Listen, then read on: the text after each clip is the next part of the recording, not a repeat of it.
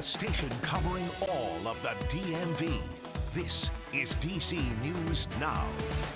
Straight ahead, a cold snap is leading to cancellations and delays at airports this holiday season. A look at when we can expect to warm up.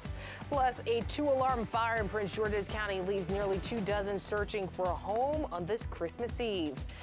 And a holiday tradition comes now to an end in Arlington, while the founders say it's time to pack up the Christmas lights.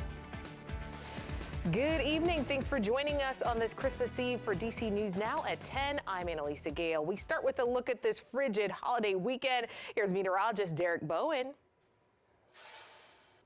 Well, it is a nice weekend across the nation's capital. Temperatures are into the teens this evening. We're seeing very clear and cold conditions. We're talking temperatures feeling as if they are into the teens and single digits. More details coming up in your complete forecast. All right, thanks, Derek. And with extreme weather conditions, including heavy wind, that means flight cancellations. Alyssa Donovan at our sister station in Chicago is with people at O'Hare Airport who had their plans changed. Craziness. Absolute craziness. O'Hare Airport was buzzing with swarms of travelers Saturday morning.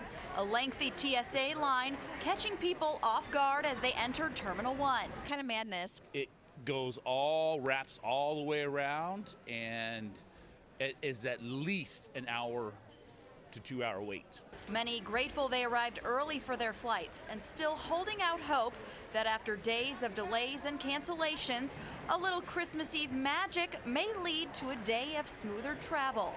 Lots of travelers on their second attempt at reaching their holiday destination. We were supposed to leave on Thursday for Steamboat Springs out of Milwaukee, and our flight was ultimately canceled after waiting at the airport for about 4 hours. We were actually supposed to wind up leaving yesterday morning at like around 8:15, but our flight got canceled due obviously with the weather. Across the U.S., more than 2,000 flights were canceled on Thursday and nearly 6,000 were canceled on Friday. That's according to FlightAware.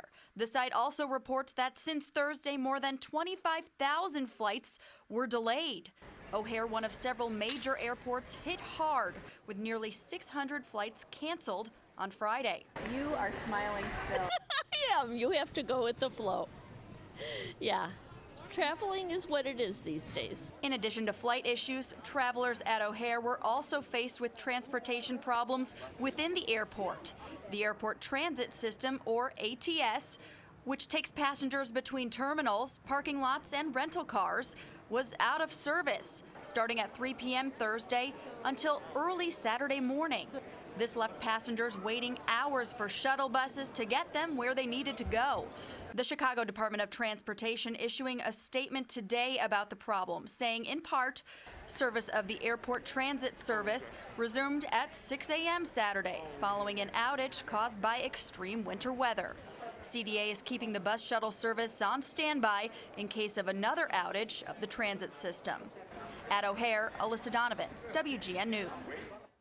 Here in the district, according to FlightAware.com, Reagan National saw 151 delays today and 71 flights were canceled. Well, right now, Prince George's County Fire Department is investigating an apartment fire that left 22 people without a home right before Christmas Day.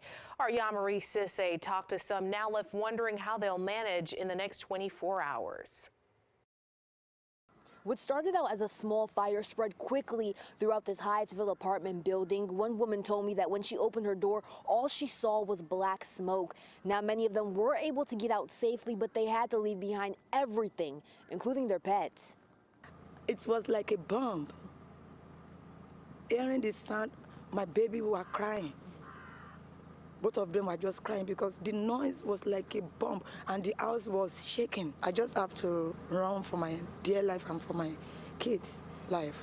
Several families were able to escape the smoke and flames after an apartment building caught fire around 9 p.m. Friday. When I get up, I see smoke in my room. I can't even take my phone the way I run out. When they arrived, Prince George's County Fire Department found smoke coming from the first floor and the roof of a Hyattsville apartment building. A second alarm was called due to the location of the fire and the weather. Firefighters spent hours trying to put out the flames. I met some of the fire. I said, please, can you go in there and pick my phone? 3 o'clock before I get my phone out, before I can call my people. Many people are frustrated. The department did not give us any resources. That is the most painful part of it. Really bothers me is I thought they could relocate us.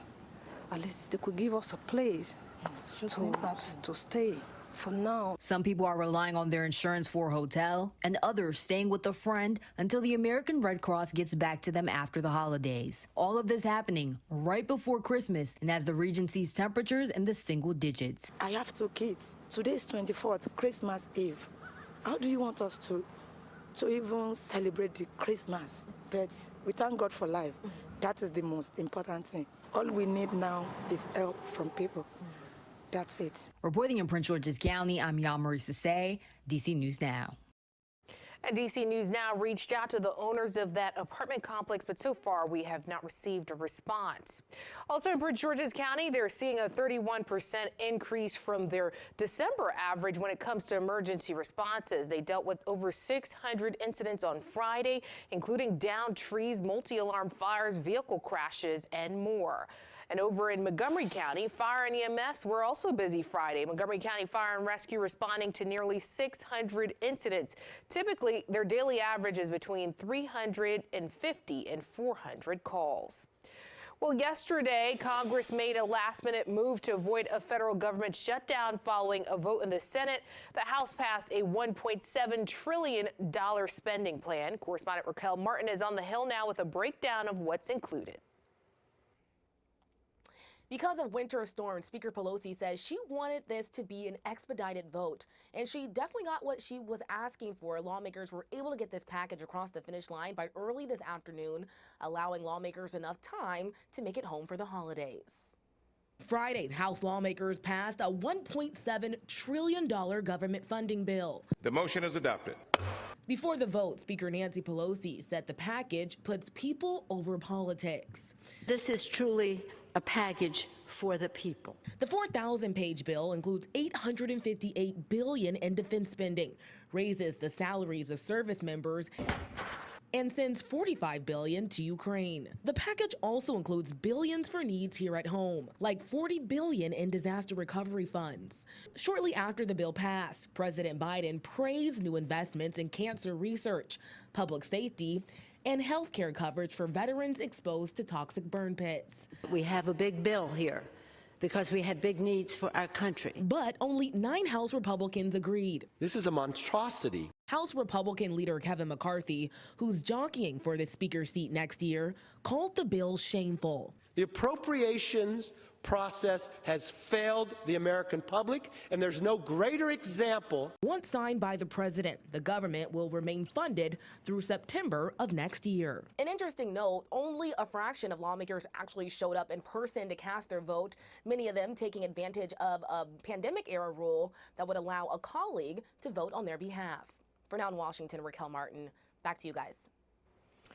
Right now, the district is under a cold emergency, which was activated overnight. A cold emergency means additional support and services are available to protect those from life-threatening freezing temperatures at this time. Warming shelters and overnight shelters are available to anyone who needs a place to stay, and you can get a free ride by dialing 311, which is that shelter hotline.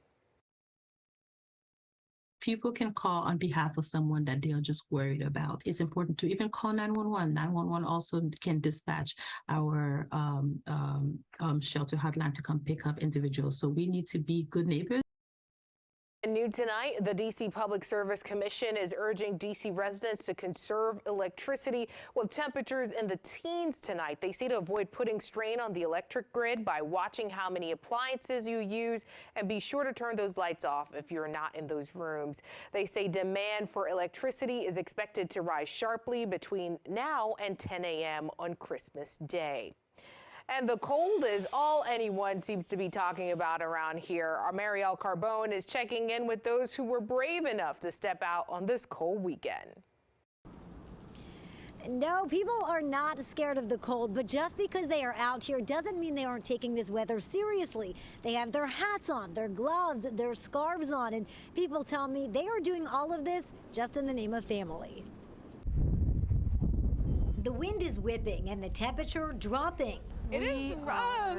Freezing. But that didn't stop Vanessa Trevino and Elizabeth Law from braving the cold on Friday. The trick is layers. Yeah. So I have sweater tights on, and then I have my cozy tights, and then I have my jeans. They were just two of the many people at the downtown holiday market buying those last-minute gifts despite below freezing temperatures. We just bought some shower bombs, and it's supposed to be like aromatherapy too. These really cool prints from that stand down there. Father and daughter Rich and Danny Avis say it's worth it to enjoy some holiday cheer. Cold's not a big deal for us, I don't think. We just bundled up. We got about another hour in us before we have to go inside. At the wharf, I'm just bearing through for the love of my kids. It's all about family time for the Sewells, who spent the afternoon on ice. I wanted to come outside so that I could spend time with my family. So how cold does it feel when you guys are out here? Freezing, like literally ice. I feel like ice, but I kind of don't care at this point. I've gone numb, so at this point I don't feel anything. So how long can you stay out here now that you're already numb? Probably another hour. This is one and done. After this, we're gonna stay home. We're gonna do hot toddies. We're gonna do the Mexican hot chocolate. Yeah, I think we all need to head over to Vanessa and Elizabeth's tonight for that hot chocolate. But in all seriousness, if you are planning to spend time outside over the next few days, you want to take precautions. You want to make sure that your skin is not exposed, wear lots of layers, and make sure you're limiting your time outside. Reporting in Georgetown tonight, I'm Marielle Carbone, DC News Now.